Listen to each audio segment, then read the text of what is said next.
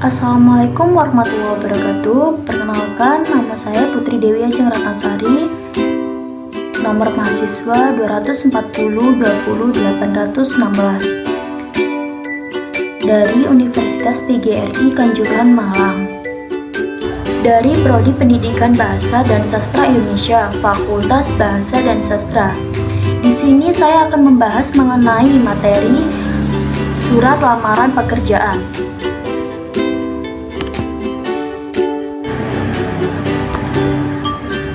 Surat lamaran pekerjaan. Pengertian surat secara umum, surat adalah sarana komunikasi untuk menyampaikan informasi tertulis oleh suatu pihak kepada pihak lain. Fungsinya mencakup 5 hal. Yang pertama, sarana pemberitahuan. Yang kedua, permintaan. Yang ketiga, buah pikiran. Dan yang keempat, gagasan. Gagasan mencakup alat bukti tertulis, alat pengingat, bukti historis. Yang kelima, pedoman kerja.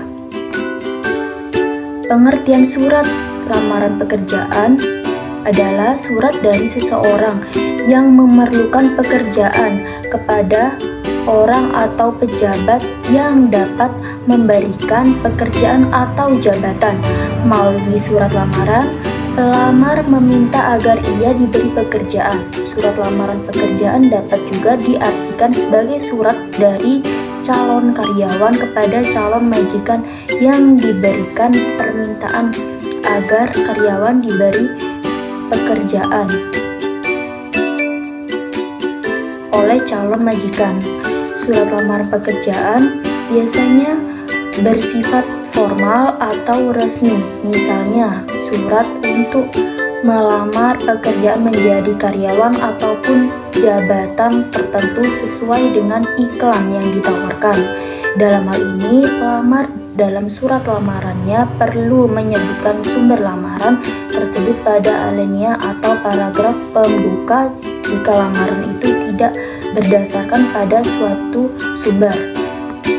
Tentu tidak diperlukan penyebut sumber pada alinea pembuka.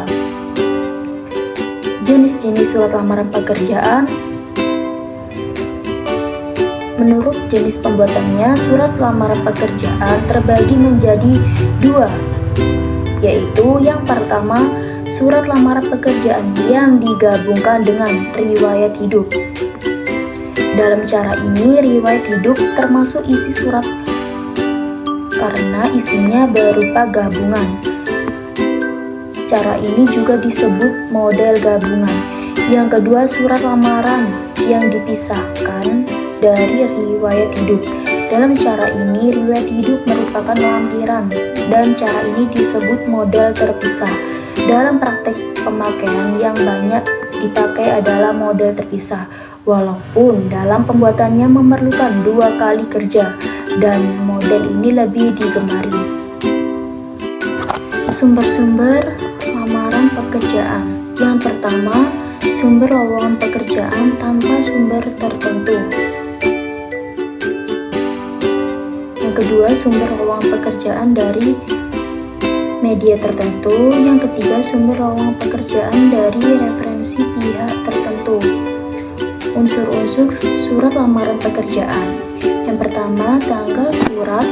Penulisan tanggal surat tidak perlu didahului oleh nama tempat atau kota jika nama kota telah tercantum pada kepala surat.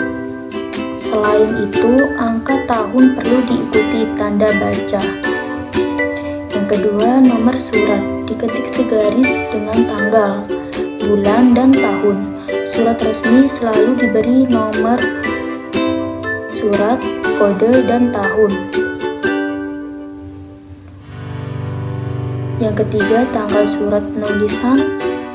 Tanggal surat tidak perlu didahului oleh nama tempat atau kota jika nama kota telah tercantum pada kepala surat. Selain itu, angka tahun perlu diikuti tanda baca. Yang keempat, nomor surat diketik segaris dengan tanggal, bulan, dan tahun. Surat resmi selalu diberi nomor surat, kode, dan tahun.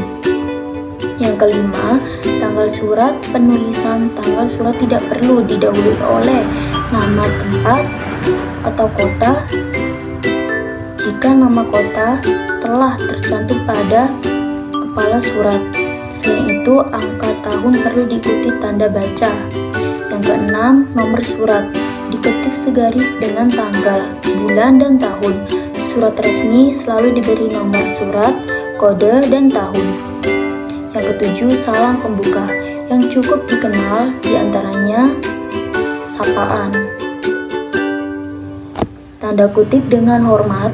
Sapaan itu ditulis sebagai berikut, misalnya dengan hormat, sapaan yang bernada takzim, hormat, resmi, dan tidak berlebihan. Kalimat pembuka yang biasa digunakan ada beberapa macam bergantung pada keperluan surat, seperti contoh menyambung surat, kami tanggal bla bla bla nomor sekian, dengan ini kami beritahukan bahwa bla bla bla. Surat lamaran yang baik sekurang-kurangnya mempunyai ciri-ciri, mempunyai bentuk yang menarik, mempunyai bahasa yang menarik, menggambarkan kemampuan pelamar, tepat pada sasaran.